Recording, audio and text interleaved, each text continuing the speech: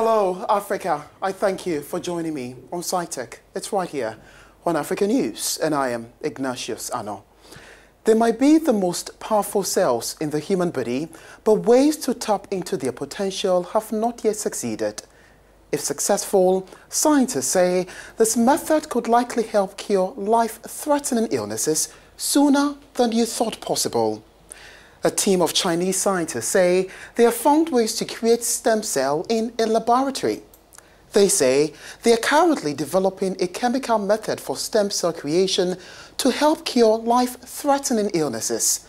When harvested and re-injected into humans, the stem cells help regrow and regenerate cells that were damaged or lost due to illness and injury.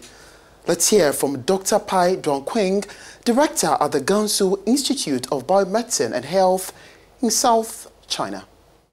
The best way is to use chemicals. All you have to do is just culture the cells in different culture media, and hopefully you can accomplish the same feat. That's a whole new science of human physiology we have to work with. And I think that's far more complicated, and then that requires further investment and also careful planning. The team, however, said trying their current approach in humans could trigger serious side effects like cancer. But by continuing the research, they will develop safer method for stem cell treatment, which will become affordable for the average patient in the future.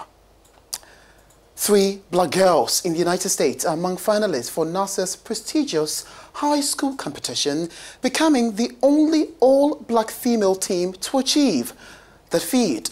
What they did, they developed a method to purify lead-contaminated water in school drinking fountains.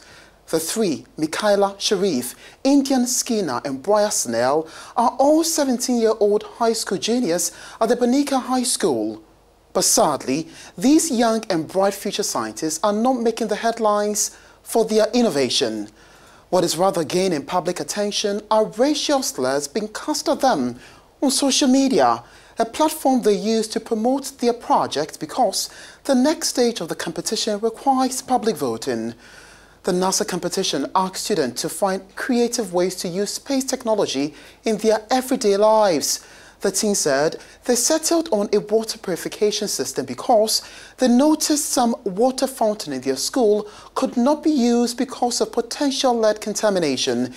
In a statement, NASA said it has shut down public voting earlier than expected because the system was compromised.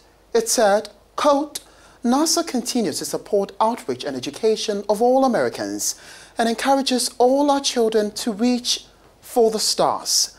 End of quote. And Mars, here we come. Now, for centuries, many, if not all of humanity, have questioned whether we are alone in the universe.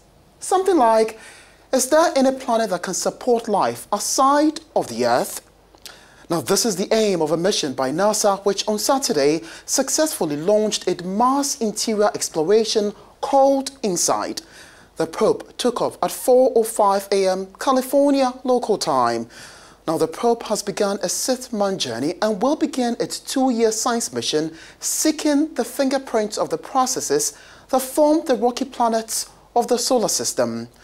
In a statement, NASA said it will measure the planet's vital signs, its pulse, temperature, and reflexes.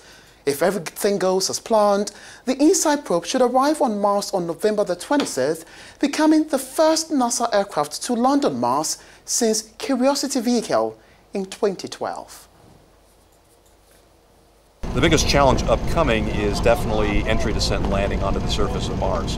So we have to become a lander after being a spacecraft, and just in a few minutes we have to slow the spacecraft down and then land on the surface. That's always challenging. And then once we're on the surface of Mars, it's deploying the instruments, the seismometer and the heat flow instrument, safely onto the surface and actually begin collecting data. So, can we get to Mars sooner or not? Only time and the experts will tell. And that's all I have for you on Sci Tech right here on Africanews.